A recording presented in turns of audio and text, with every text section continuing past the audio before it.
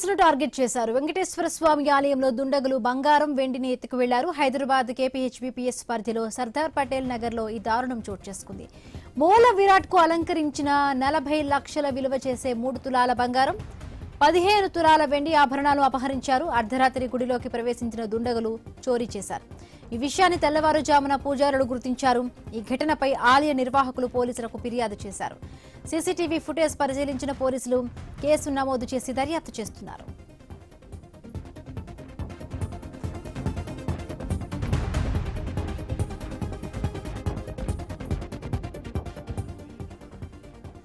ఈ కేసు దర్యాప్తు జరుగుతోందని కూకట్పల్లి ఏసీపీ రవికిరణ్ రెడ్డి వెల్లడించారు. 2 వ్యక్తులు యాక్టివా ద్వారా వచ్చి గుడిలోకి ప్రవేశించారని తెలిపారు.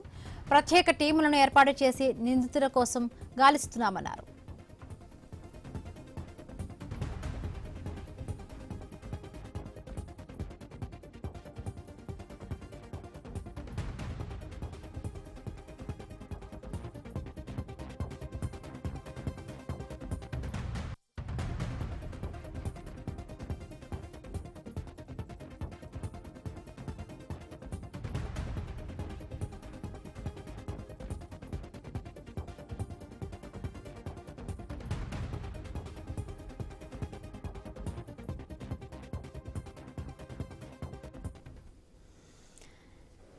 దొంగలు టెంపుల్స్ ను టార్గెట్ చేశారు. కూకట్పల్లి వెంకటేశ్వర స్వామి ఆలయంలో దుండగులు బంగారం, వెండిని ఎత్తుకెళ్తున్న దృశ్యాలు మనం ఐ న్యూస్ స్క్రీన్ పైన చూస్తున్నాం.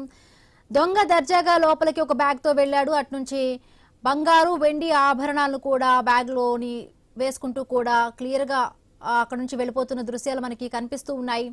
సో ఎంత పర్యవేక్షణ లోపం ఇక్కడ కనిపిస్తుందో కూడా క్లియర్ గా మనకి అర్థమవుతోంది. సీసీటీవీ కెమెరాస్ లో ఈ దృశ్యాలని కూడా రికార్డ్ అయ్యాయి. తను అక్కడున్న రైలింగ్ ని దాటుకుంటూ కూడా గుడిలోనికి ప్రవేశించినట్టుగా తెలుస్తోంది. సో అక్కడి నుంచి గర్భగుడిలోకి వెళ్లి స్వామివారి ఆభరణాలు ఒక బ్యాగ్ లో ఎత్తుకెళ్తున్నట్టుగా కూడా తెలుస్తోంది క్లియర్ గా.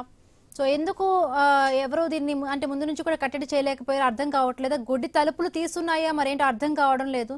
సో తెల్లవారుజామున పూజారులు వచ్చేటప్పటికి కూడా అక్కడ స్వామివారి ఆభరణాలు మిస్ అయినట్టుగా గుర్తించారు. సో పోలీసులకి ఫిర్యాదు చేశారు. సో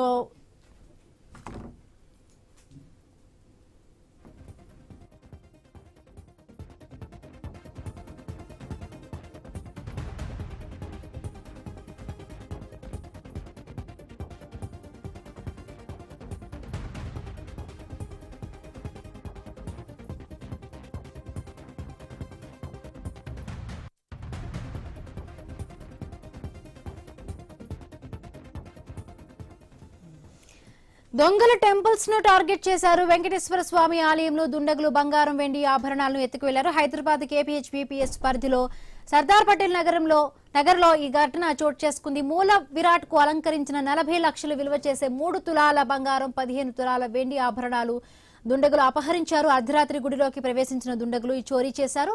ఈ విషయాన్ని తెల్లవారుజామున పూజారులు గుర్తించారు. ఈ ఘటనపై ఆలయ నిర్వాహకులు పోలీసులకు ఫిర్యాదు చేశారు. సీసీటీవీ ఫుటేజ్ పరిశీలించిన పోలీసులు కేసు నమోదు చేసి దర్యాప్తు చేస్తున్నారు.